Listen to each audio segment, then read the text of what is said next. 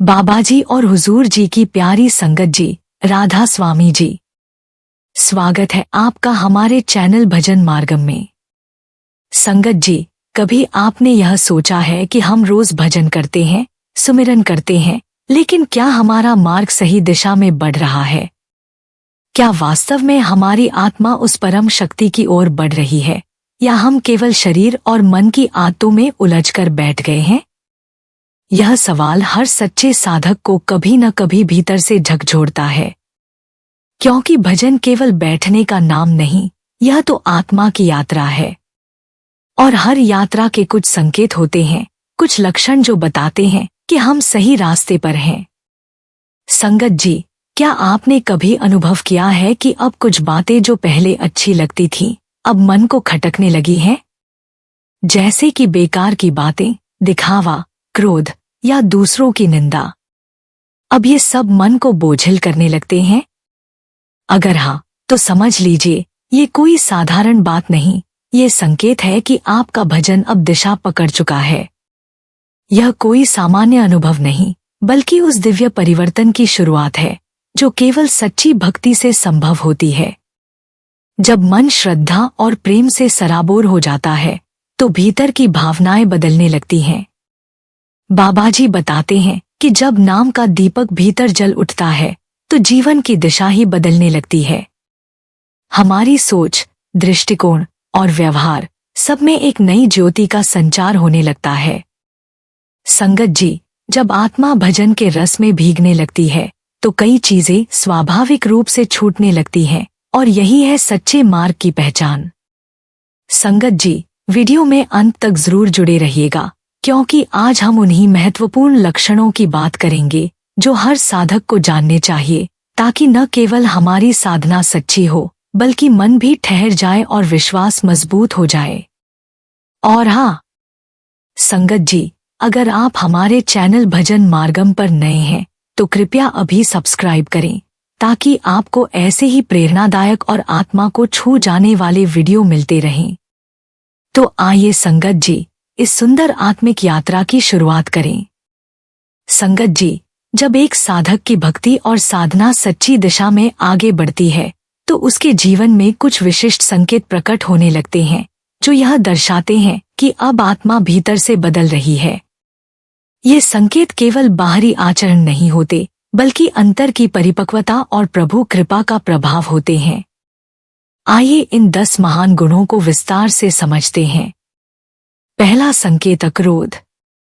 संगत जी, जब कोई आपको बार बार गुस्सा दिलाने की कोशिश करे, आपके स्वाभिमान को ठेस पहुंचाए, अपशब्द कहे या व्यवहार में अन्याय करे, फिर भी आपके भीतर क्रोध न आए, तो यह अक्रोध की अवस्था का संकेत है। यह साधारण बात नहीं है, यह एक बहुत ही गहरी आत्मिक स्थिरता का परिणाम है। असल में यह वह अवस्था है जब मनुष्य अपने भीतर की प्रतिक्रियाओं को पूरी तरह से नियंत्रित कर लेता है और बाहरी परिस्थितियों से प्रभावित नहीं होता। उदाहरण के रूप में, मान लीजिए कि किसी व्यक्ति ने आपके सामने अपमानजनक शब्द कहे या आपके ऊपर कोई आरोप लगाए, और आप उसकी बातों का प्रतिवाद किए बिना शांति से उसे सुनते हैं, तो यह अक्रोध का अद्भुत उदाहरण है।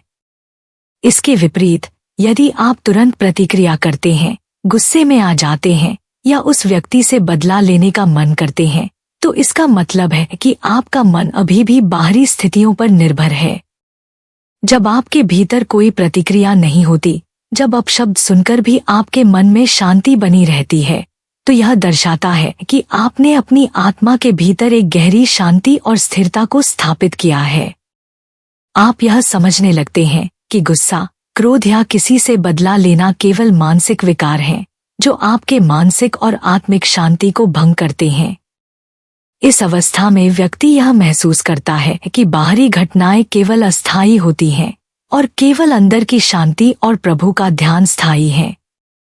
बाबाजी ने भी हमें इस बारे में समझाया है, जो व्यक्ति बाहरी घटनाओं से उत्तेजित नहीं होता, वह अपने भीतर प्रभु के आशीर्वाद और आत्मिक शांति का अनुभव करता है। संगत जी, जब आप इस स्थिति में पहुंच जाते हैं, तो यह आपको यह संकेत देता है कि आपका मन पूरी तरह से नियंत्रित हो चुका है और आप आत्मिक रूप से जागरूक हो रहे हैं। यह न केवल एक आध्यात्मिक प्रगति है, बल्कि यह जीवन के सभी पहलुओं में शांति और संतुलन लाने का एक अभूतपूर्व तरीका है। दूसरा संकेत वैराग्य। जब कोई वस्तु आपके सामने हो, स्वादिष्ट भोजन, भोगविलास या भौतिक सुख, लेकिन मन में उसे भोगने की इच्छा ही न उठे, तो यह वैराग्य है। इसका अर्थ है कि अब आपकी आत्मा को स्थूल सुखों से अधिक अंतर की मिठास प्रिय लगने लगी है। यह वह अवस्था है जब साधक को रसगुल्ला सामने भी हो तो भी वह मुस्कुराकर कहे, मुझे तो प्रभु नाम की मिठास चाहिए। संगत जी, जब किसी साधक के मन से विषय भोगों की रुचि स्वतः कम होने लगे और उसका झुकाव सहज रूप से आध्यात्मिक मार्ग की ओर होने लगे, तो यह भक्ति की एक अत्यंत सुंदर अवस्था का संकेत है।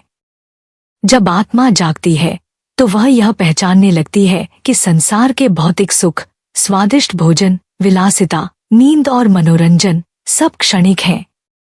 उनका आकर्षण अब फीका पड़ने लगता है और केवल प्रभु का प्रेम ही शाश्वत और सार्थक प्रतीत होने लगता है। अब साधक को अधिक नींद नहीं सुहाती, उसे हर क्षण प्रभुभजन में बिताना प्रिय लगने लगता है। वह जानता है कि जीवन का समय सीमित है और इसका सर्वोत्तम उपयोग केवल सुमिरन, सेवा और साधना में ही है। स्वादिष्ट भोजन और विषयवासनाओं की ओर जो मन पहले भागता था, अब वह भीतर की मिठास में, शब्द की गूंज में और आत्मिक शांति में रमने लगा है। कबीर जी कहते हैं, जा सोवेगा वा खोवेगा, जा जागेगा वा पावेगा।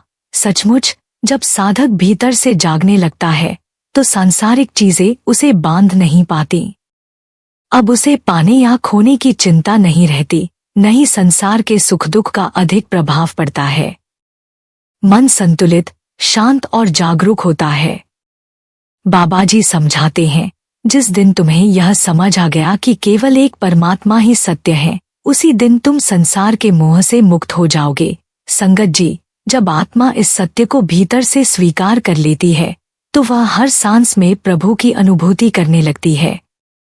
यह अवस्था साधना की प्रगति का स्पष्ट संकेत है, जहां मन विषयों से हटकर शाश्वत प्रेम की ओर प्रवाहित होने लगता है और जीवन का हर पल भक्ति में ढलने लगता है। तीसरा संकेत संगत जी, जब सद्गुरु या प्रभु के स्मरण मात्र से आपकी आंखों से आंसू बहने लगते हैं, तो समझ लीजिए कि आपकी भक्ति सही मार्ग पर अग्रसर है। यह कोई साधारण बात नहीं, बल्कि आपकी आत्मा की जागरूकता का प्रतीक है, एक संकेत कि अब वह अपने मूल स्वरूप को पहचानने लगी है। जब प्रेम और भक्ति सच्चे होते हैं तो हृदय भावनाओं से भर उठता है और सद्गुरु की स्मृति से आंखें सजल हो जाती हैं। कभी उनका कोई वचन याद आते ही आंसू छलक उठते हैं, कभी उनके चेहरे की झलक मन में उभरते ही भीतर भाव उमड़ पड़ते हैं, तो कभी उनके दर्शन की तड़प आंखों से अश्रुधारा बन बह निकलती है। यहाँ तक कि सत्संग में बैठे बैठे किसी भजन या शब्द के माध्यम से या बिना किसी स्पष्ट कारण के भी आंखें भीग जाती हैं। यह सब आत्मा की उस पुकार के स्वर हैं जो परमात्मा से पुनर्मिलन की चाह में उठते हैं। बाबा जी भी समझाते हैं कि यह आंसू कमजोरी नहीं, बल्कि प्रेम, समर्पण और भीतर की जागृति का प्रमाण होते हैं।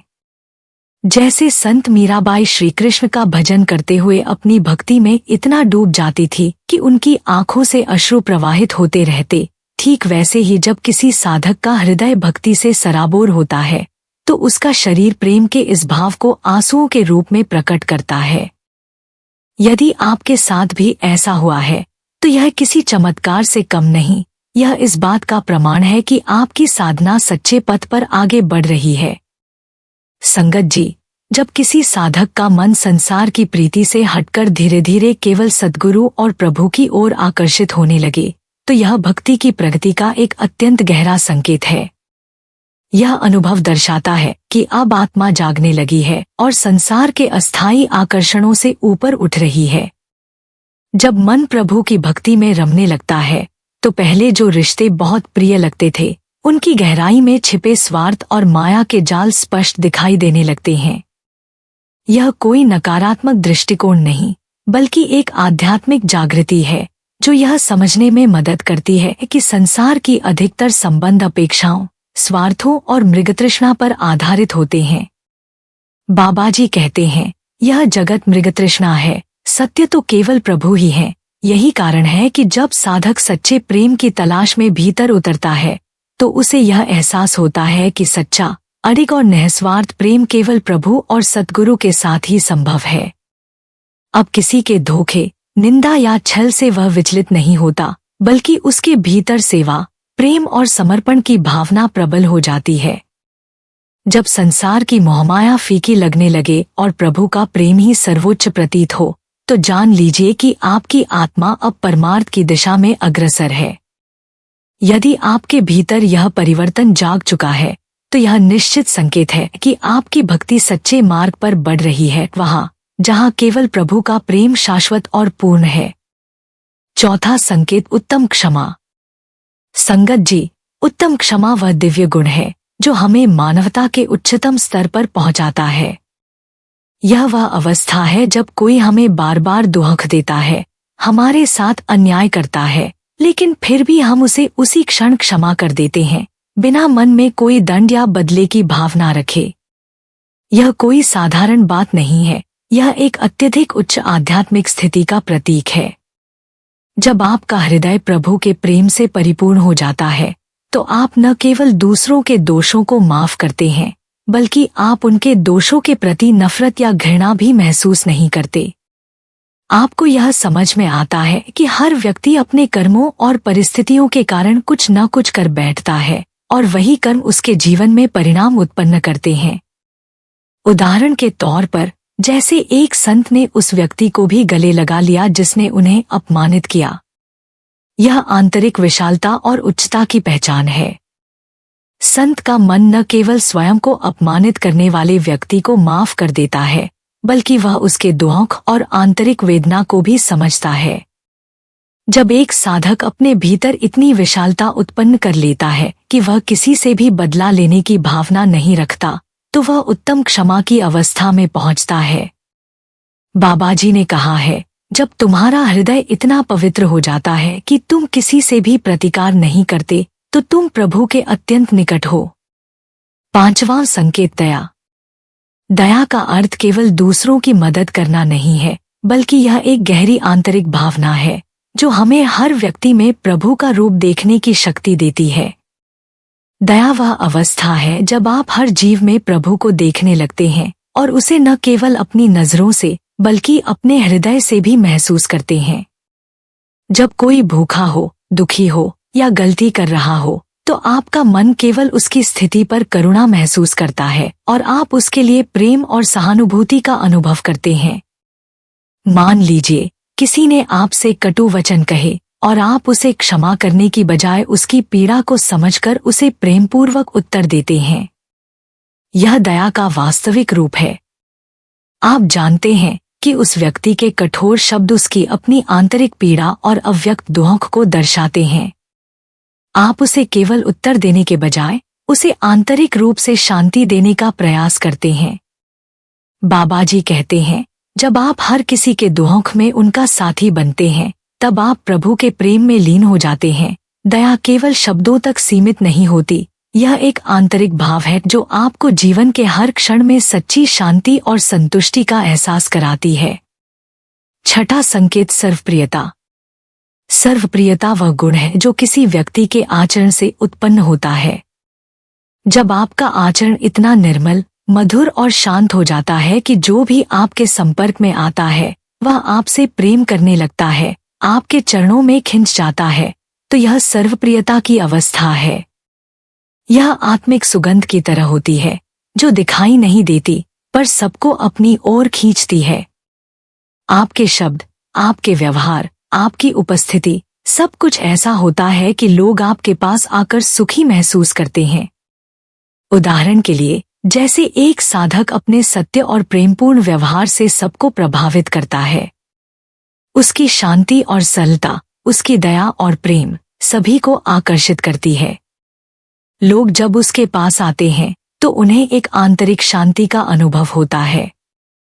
यही सर्वप्रियता है, एक ऐसी ऊर्जा जो हर व्यक्ति को अपनी ओर खींचती है। बाबा जी ने कहा है, यदि तुम सच में सच्चे मार्ग पर हो तो तुम्हारी आत्मा का प्रकाश इतना तेज होगा कि लोग खुद ब खुद तुम्हारे पास आएंगे। 7वां संकेत निर्लोभता। निर्लोभता वह अवस्था है जब मनुष्य की इच्छाएं पूरी तरह से समाप्त हो जाती हैं। न वह धन, न सम्मान, न सुख की कामना करता है।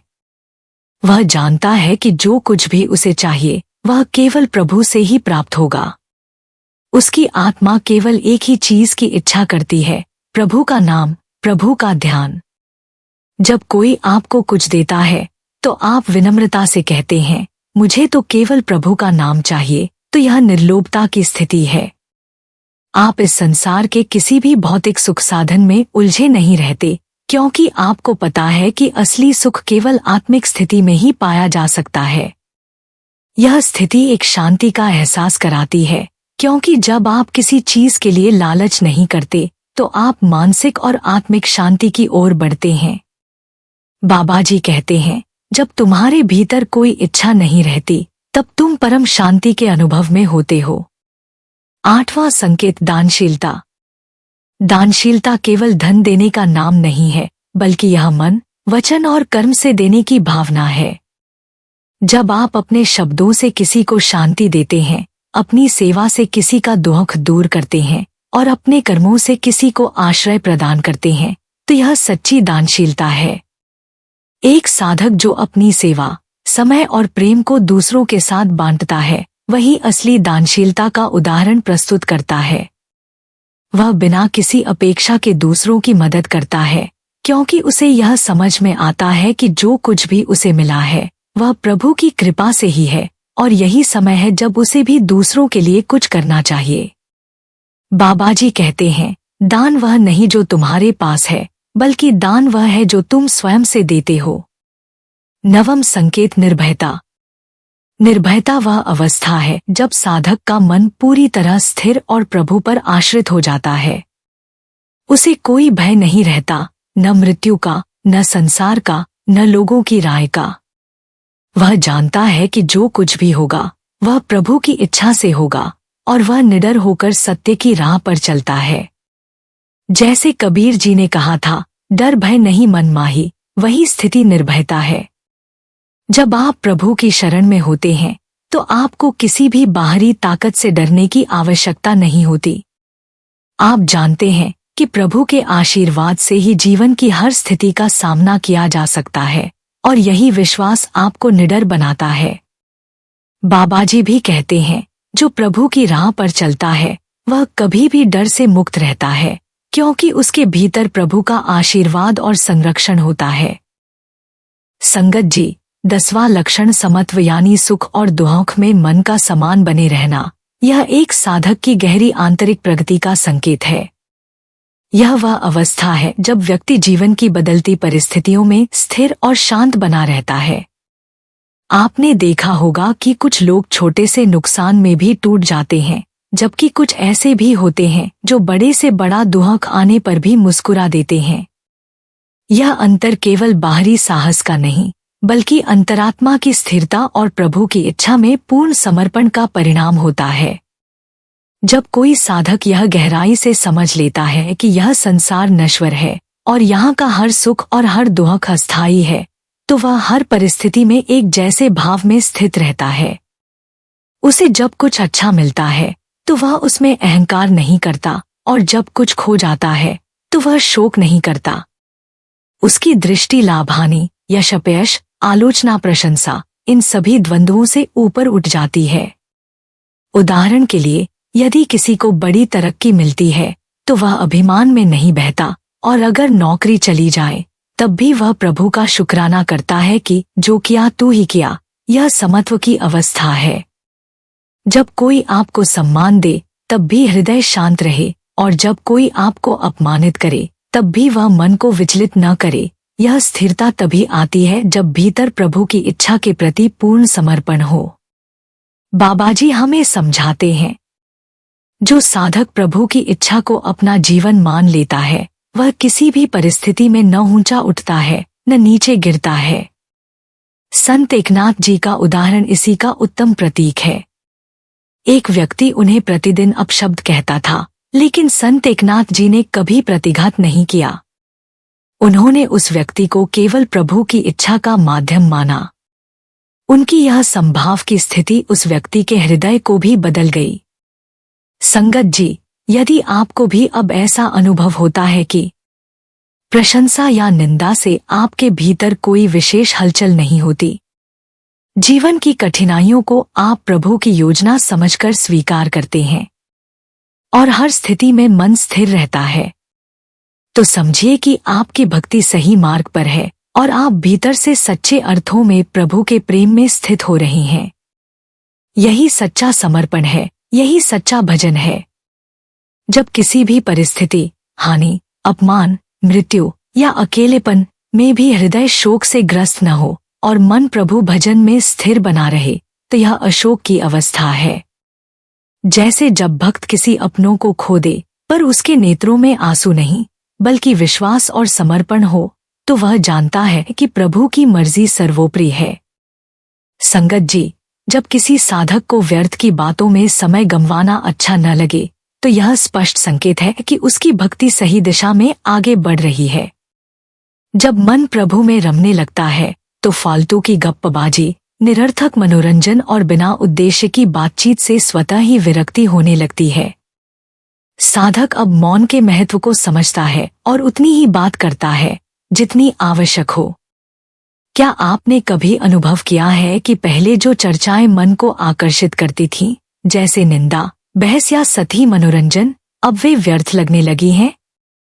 क्या अब सोशल मीडिया पर अनावश्यक समय बिताना, टीवी सीरियल्स या फिल्मों में डूबे रहना आपको अच्छा नहीं लगता?